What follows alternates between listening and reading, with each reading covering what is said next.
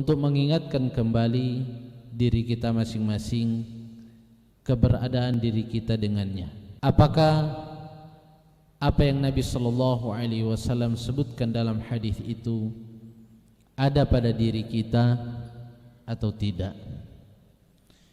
Ada pada diri kita apakah secara totalitas 100%, 75%, 50% atau 25% darinya.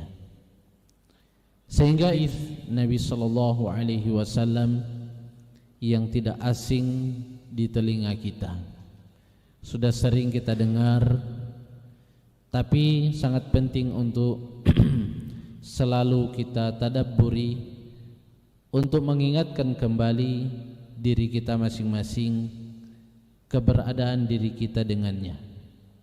Apakah apa yang Nabi Shallallahu Alaihi Wasallam sebutkan dalam hadis itu ada pada diri kita atau tidak? Ada pada diri kita apakah secara totalitas 100%, 75%, 50% atau 25% darinya? Sehingga insyaallah ta'ala setiap kita tentunya memotivasi diri kita masing-masing untuk bagaimana berada pada apa yang Nabi Shallallahu Alaihi Wasallam sebutkan di dalamnya. Hadis yang masyhur yang sudah sering kita dengar ini, hadis yang diriwayatkan juga oleh Imam Bukhari dan Imam Muslim dalam kedua kitab sahihnya. Hadis muttafaqun alaihi.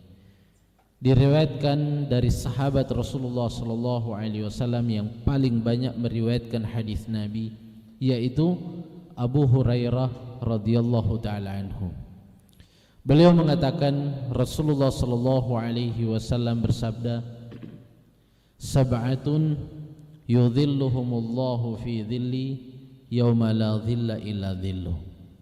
Ada 7 golongan yang akan diberikan naungan di bawah zil, naungan Allah Subhanahu wa taala di hari kiamat nanti, yang tidak ada zil atau tidak ada naungan tempat berteduh kecuali di bawah naungan Allah Subhanahu wa taala. Yang pertama kata Nabi sallallahu alaihi wasallam, ini keluar dari lisan Nabi kita, lisan yang mulia Nabi kita sallallahu alaihi wasallam.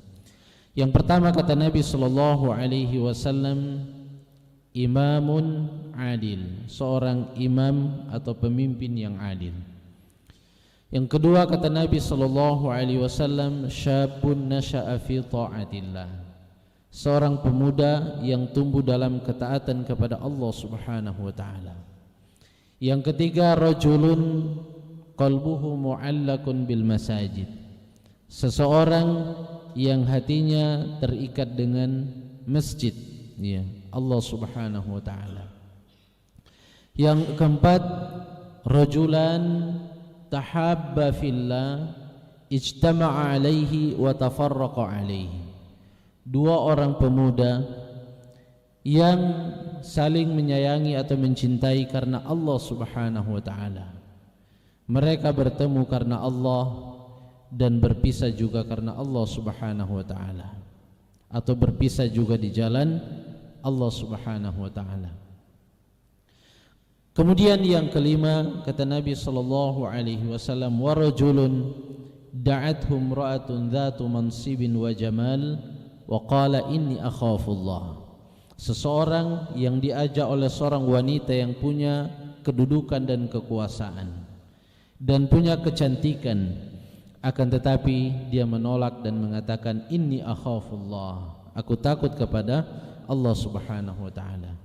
Kemudian yang keenam kata Nabi sallallahu alaihi wasallam, wa rajulun tasaddaqa bi sadaqatin fa akhfaha hatta la ta'lam shimaluhu ma anfaqa yaminuhu ma tunfiqu yaminuhu, dan seseorang yang bersedekah dengan satu sedekah, fa akhfaha, kemudian dia menyembunyikannya sampai seolah-olah tangan kirinya tidak mengetahui apa yang diinfakkan oleh tangan kanannya.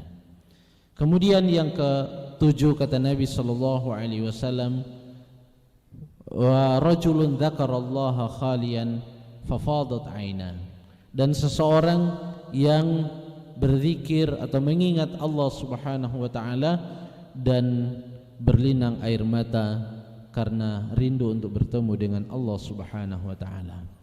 Jamaah yang dirahmati Allah Subhanahu wa taala, penting untuk kita pelajari makna daripada hadis ini.